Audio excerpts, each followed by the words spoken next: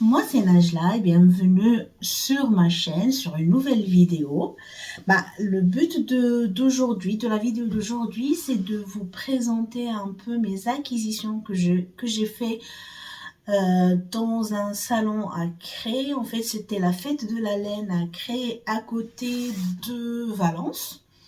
Donc, parmi mes objectifs ou mes envies pour 2024, c'est de faire un peu des petits sauts par-ci, par-là, pour visiter un peu la France, parce que j'ai pas encore visité toutes les régions de la France. Et ça me permettra aussi de découvrir des salons de laine ou des festivals ou tout simplement aller voir des copines que j'ai pas vues ça fait longtemps ou que je n'ai jamais vues, que j'ai rencontrées grâce au tricot. Donc voilà, j'ai eu l'occasion de visiter la ville de Valence en février, mi-février, un truc comme ça. Oui, je crois que c'était le 15. Donc j'ai pu visiter Valence et par l'occasion, j'ai profité pour aller à une fête de laine qui était un village à côté de Valence qui s'appelle Cré. Elle s'écrit Crest, mais ça se prononce Cré. Et voilà, donc je vous ai mis quelques photos de mon arrivée à Valence, de ce que j'ai pu visiter. Et tout au long de la vidéo, je vais vous mettre par-ci, par-là des vidéos, des ateliers que j'ai pu découvrir ou j'ai pu explorer. Les endroits, j'ai pu visiter des musées, j'ai pu visiter des centres d'art et voilà, je vous prends avec moi pour qu'on puisse découvrir et explorer la ville et les environs à travers ma passion qui est le tricot et les arts du fil.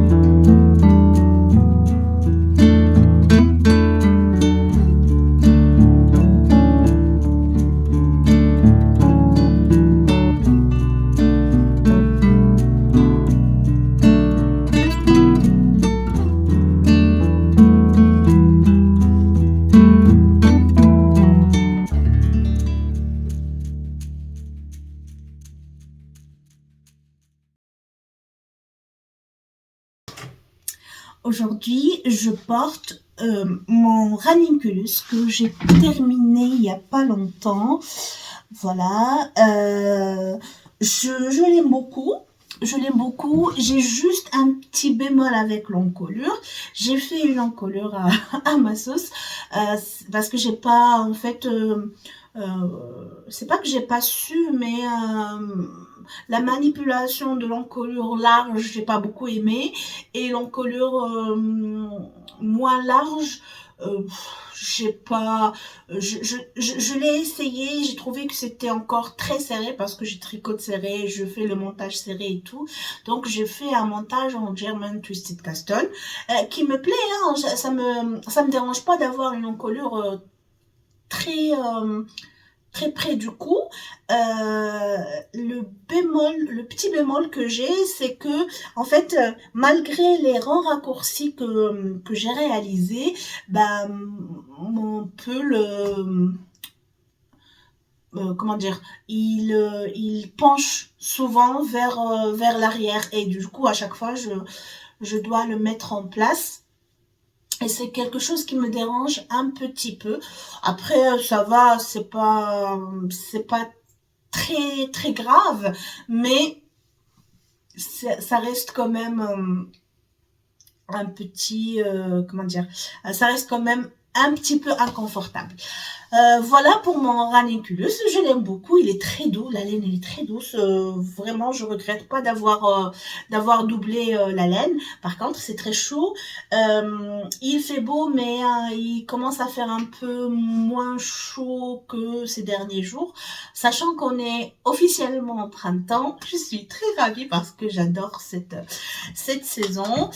Sauf que bah il y a une fluctuation de température ces derniers jours, mais voilà, ça me permet aussi de porter mon pull que je viens de terminer, bah, que j'ai terminé le mois dernier, que j'ai pas eu l'occasion de mettre beaucoup, donc voilà. Mais je crois que je vais pas le mettre encore pour plusieurs jours parce que ça va faire chaud dans pas longtemps. Voilà pour ce que je porte.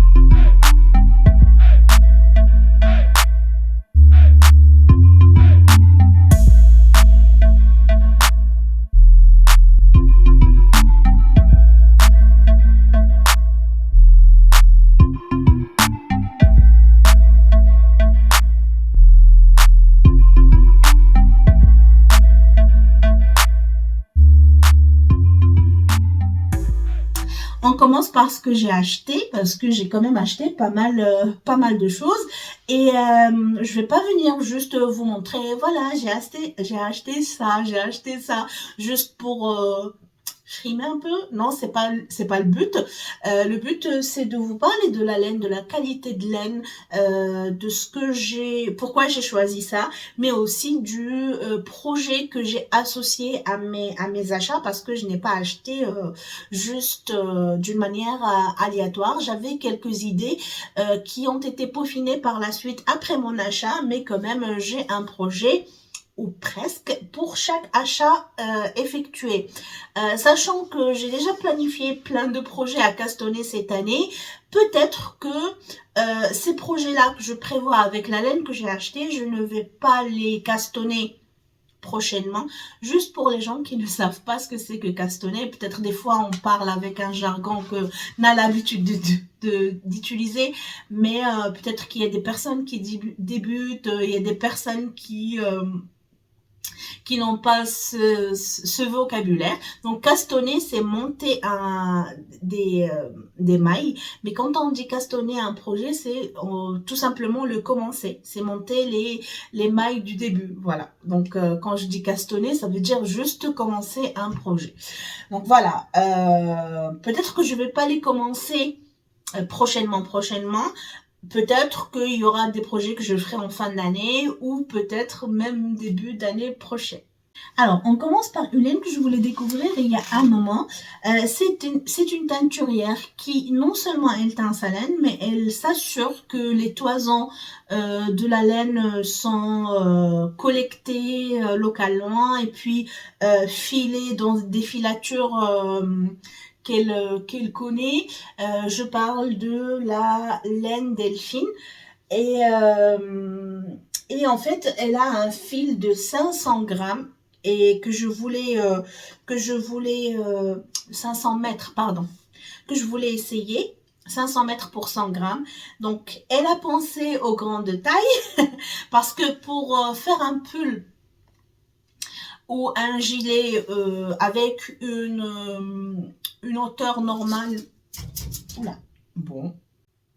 Donc, comme dit plusieurs youtubeuses tricot, un podcast ou une vidéo tricot où rien ne tombe, c'est pas un podcast ou une vidéo tricot, voilà. Il y a de la laine qui est tombée, mais c'est pas grave, je la récupérerai plus tard. Je parlais donc de ce fil-là qui est le 500 mètres. Alors, je disais que pour un pull grande taille ou un gilet grande taille, il faut au moins 4 écheveaux. Ça, des fois, c'est un peu cher pour acheter 4 écheveaux. Et du coup, elle a pensé à faire un light fingering de 500 mètres et le teint avec ses propres couleurs pour que on puisse faire quand même des projets à 3 écheveaux pour une grande taille. Et je trouve ça intéressant et je voulais tester ce fil là. J'ai déjà acheté des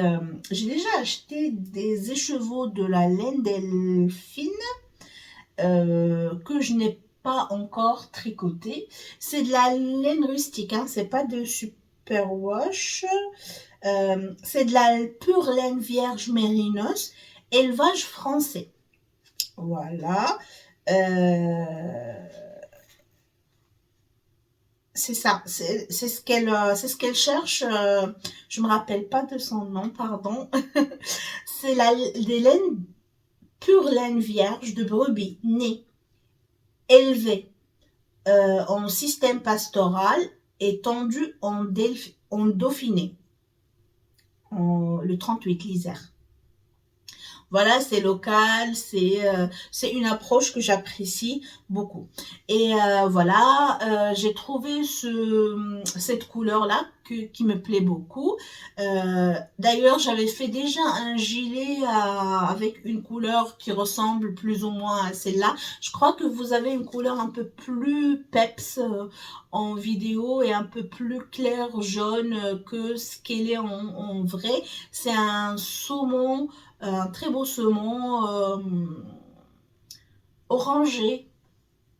Voilà. Donc j'ai pris trois écheveaux comme ça pour faire. Attendez,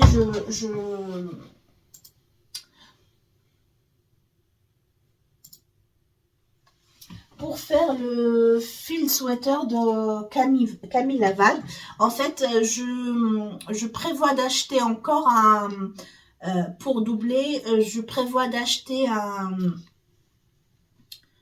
un mohair. Un mohair est soit de la même couleur ou d'une couleur un peu plus rosée pour mélanger un peu. Donc ça, je prévois de faire le fil de sweater. C'est un pull qui se fait en déca.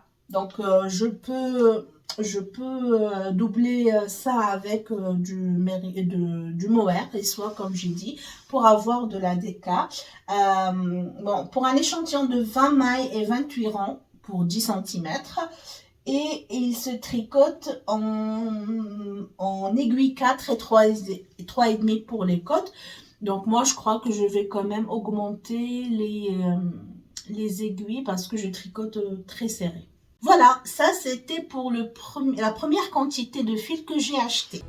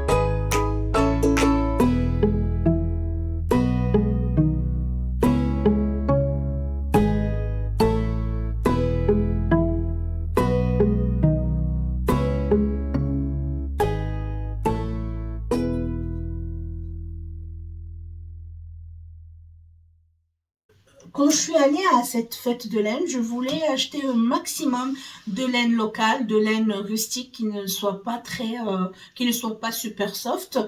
Et du coup, voilà, j'ai acheté quand même pas mal de laine qui est rustique. Et bon, je voulais tester cette marque-là qui est Pure Laine Merino, c'est Prunelle Liévaux. La marque, c'est Prunelle Liévaux. C'est une marque d'un petit village qui s'appelle Valouse. Peut-être que c'est un petit village, je ne sais pas. Mais elle s'appelle Valouse. Je ne sais pas où c'est, je ne sais pas quelle région. Donc, ces laines sont rustiques, mais ce qui est bien, c'est qu'ils sont teints avec une teinture naturelle. Ce violet-là, il est teint avec du bois de Campeche, deuxième main. Voilà, c'est une laine qui est fingering, entre sport et fingering, et elle se tricote avec une aiguille 3. C'est ce qui est écrit là, mais je crois que moi, je peux le tricoter avec une aiguille un peu plus grande. C'est une laine un peu dodue. J'ai l'impression qu'elle est un peu plus grande qu'une laine fingering normale. Si on fait la différence entre les deux filets là, on voit bien la différence. Voilà, on voit bien la différence. Donc c'est de la laine mérinos. Malgré que c'est rustique, elle est très douce. Elle est vraiment très douce. J'aime beaucoup. Je me suis dit, j'ai pas de violet dans mon stash, et du coup, pourquoi pas ne pas tester cette couleur-là. C'est pas une couleur vers laquelle je vais généralement. J'ai rarement du violet même dans ma garde-robe, mais j'ai dit pourquoi pas. Hein. Vaut mieux tester.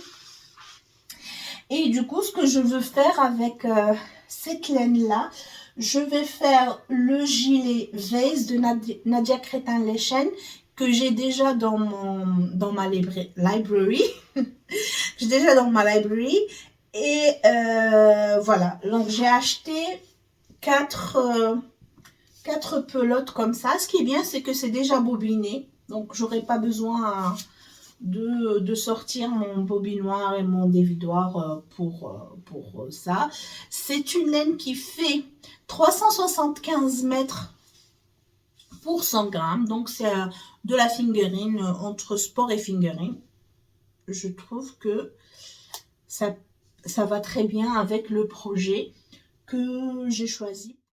Une autre laine rustique que je voulais essayer, c'est la laine paysanne. Je ne sais pas si c'est la même marque que la laine paysanne qu'on connaît, mais elle s'appelle aussi laine paysanne. Donc j'ai acheté 2 couleurs. Les 2 couleurs sont des couleurs pas teintes naturelles. C'est des couleurs naturelles, quoique. Non, ça c'est une couleur naturelle et ça c'est une couleur qui est dite teinture minérale. Je sais pas il est teint avec quoi.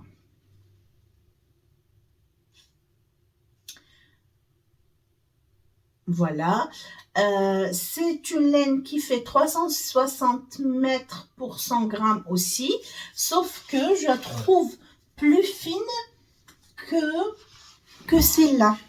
C'est le même métrage, hein. C'est bizarre quand même. C'est le même métrage, mais c'est pas la même grosseur de fil, j'ai l'impression. Je sais pas si vous arrivez à voir, mais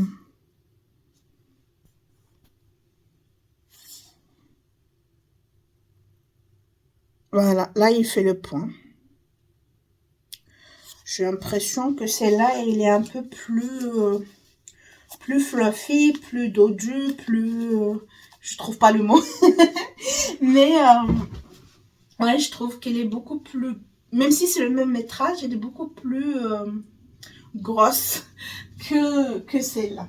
Donc j'ai acheté 2 couleurs, 4 de cette pelote-là et une seule de celle-là parce que je veux faire un jacquard avec et j'ai l'idée de faire un pull qui s'appelle Art Deco Sweater et c'est en fait un pull caractérisé par un yoke en jacquard avec un très beau dessin végétal, j'ai l'impression, oui. J'espère juste que j'aurai assez de cette laine noire là pour finir le jacquard parce que je n'ai qu'une seule pelote et j'ai acheté quand même 4 pelotes de la laine naturelle sans teinte. Voilà pour cette acquisition là.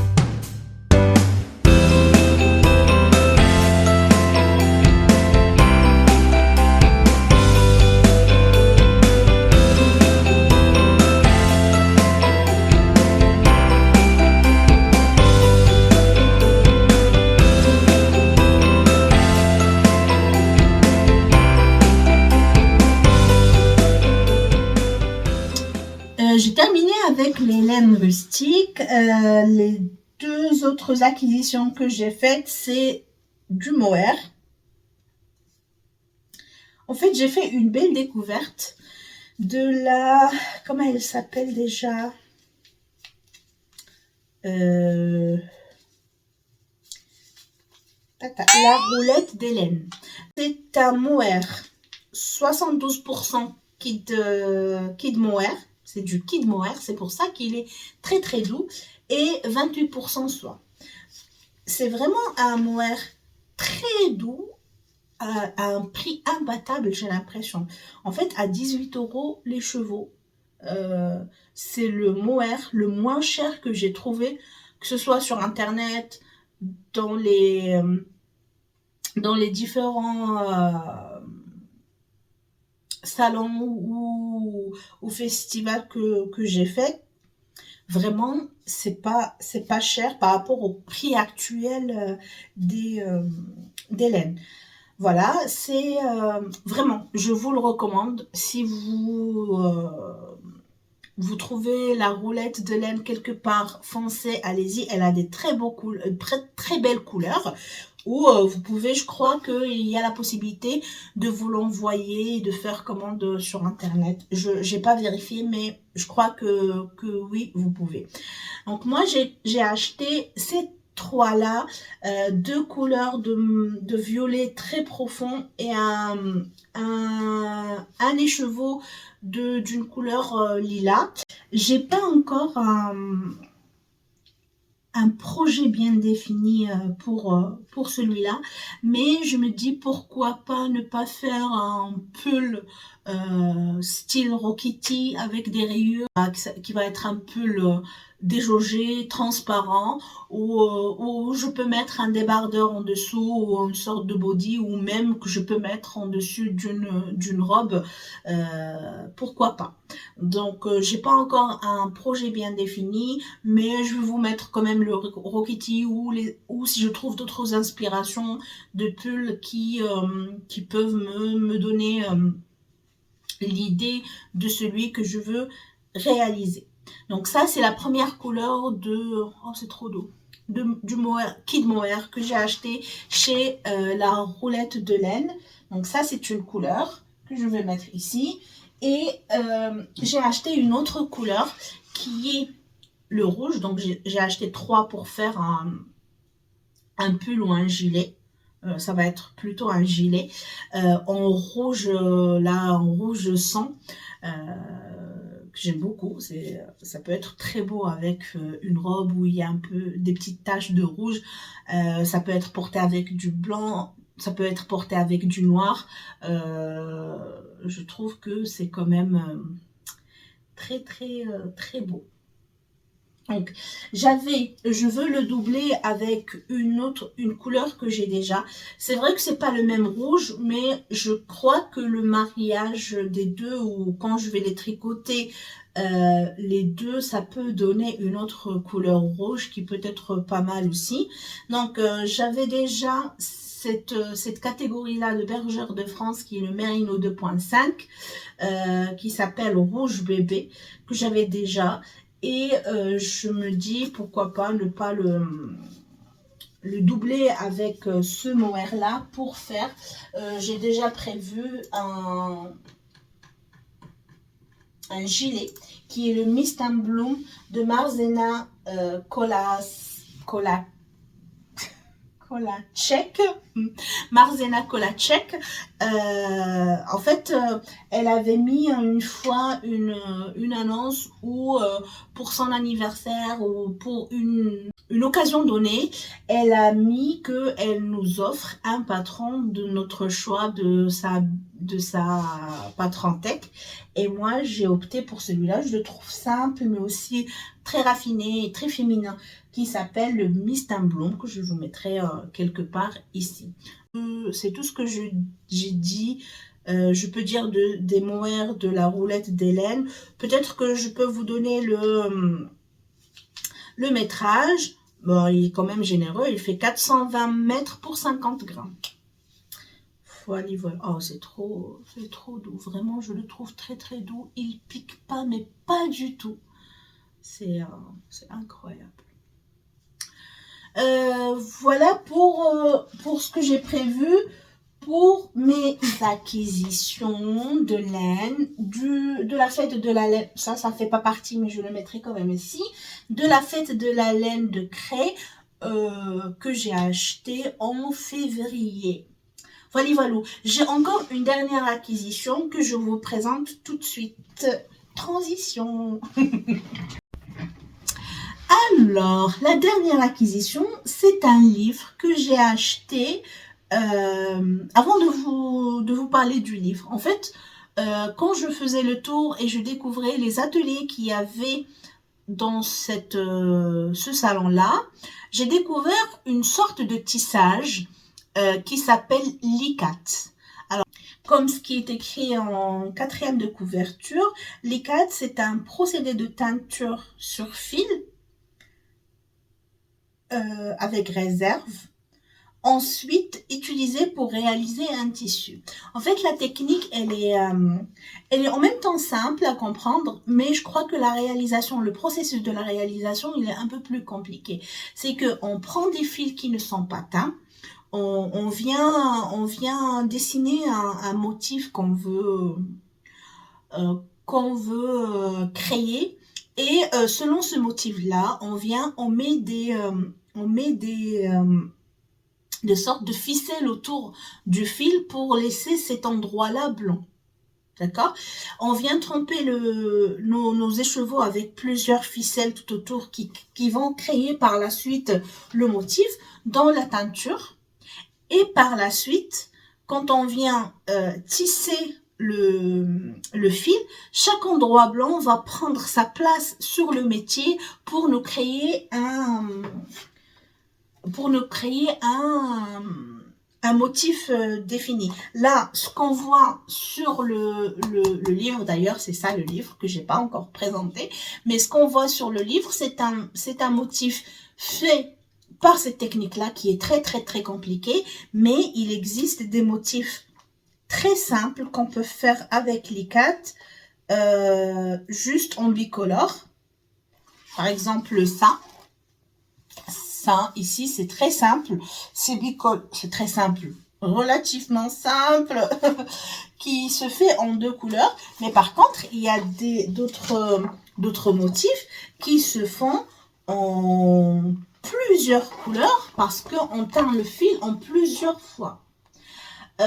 C'est une technique très très intéressante. Moi, je voulais acheter le livre pour supporter les 2 personnes qui ont fait l'exposition dans le centre d'art. Je crois que vous avez vu les images ou vous allez les voir selon est-ce que je les mets avant que je parle du livre ou après. Et ils ont fait une belle exposition dans le centre d'art de Cré. Et ils ont fait plusieurs documentaires en faisant des voyages en l'Asie du Sud-Est. C'est là où c'est connu cette technique de l'ICAT. Donc voilà, pour supporter ces 2 artistes.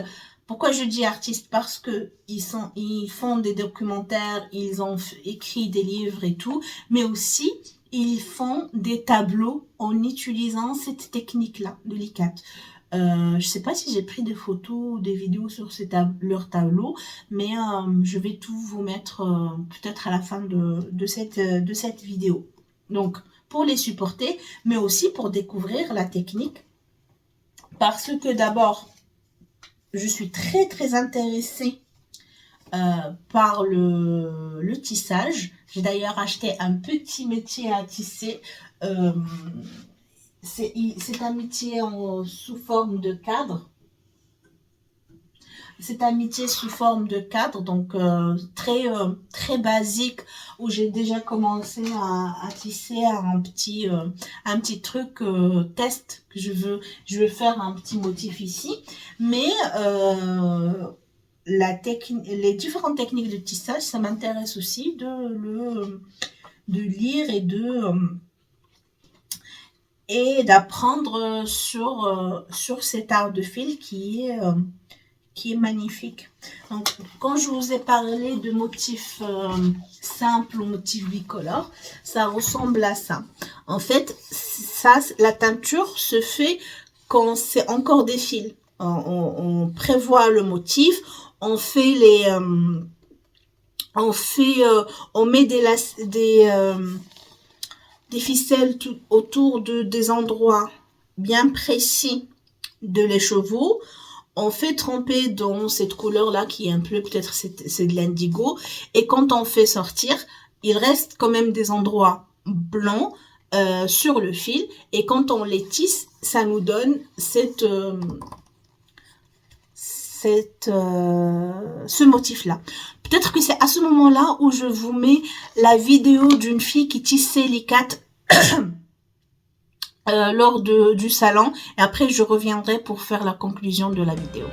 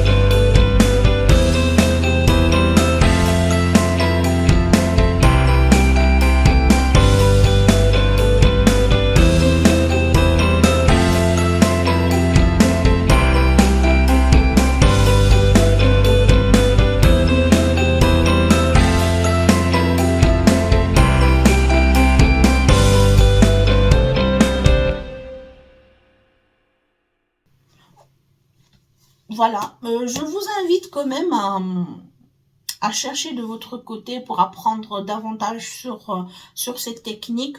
Je ne crois pas que je vais l'essayer un jour, ou peut-être pas dans un futur proche, parce que il y a beaucoup d'étapes, il y a beaucoup de choses à faire, et je n'ai ni l'endroit ni les compétences pour l'instant. Voilà, je veux vous remercier d'être resté jusqu'à ce moment-là. Et je vous remercie beaucoup. J'espère que cette vidéo vous a plu, que vous avez appris quelque chose avec moi, ou que juste vous avez passé un agréable moment, comme moi je passe un agréable moment à vous filmer et à vous présenter mes laines achetées, mes projets. Bref, ça me fait plaisir. J'espère que cette énergie vous est transmise et que ça devient contagieuse. Voilà, merci. N'oubliez jamais de faire ce que vous aimez. N'oubliez jamais de passer quand même du temps pour vous, pour réaliser ce que vous voulez réaliser, pour exercer les choses qui vous font du bien. Voilà, tricotez bien, brodez bien, tissez bien, crochetez bien, faites ce que vous voulez de vos petits doigts. Et moi, je vous dis créativement vôtre et à une nouvelle vidéo. Ciao! I've seen a lot of change, been through a lot of pain. Some things are not the same as they were a year ago, but all will be okay. I move on each and every day, The past is where it stays, way back a year ago. I've changed for the better this time. I thought I would never be fine. I strive just to say I'm alright, and for the first time in a long time I'm alright. I've seen a lot of change, been through a lot of pain. Some things are not the same as they were a year ago, but all will be okay. I move on each and every day. The past is where it stays, way back a year ago.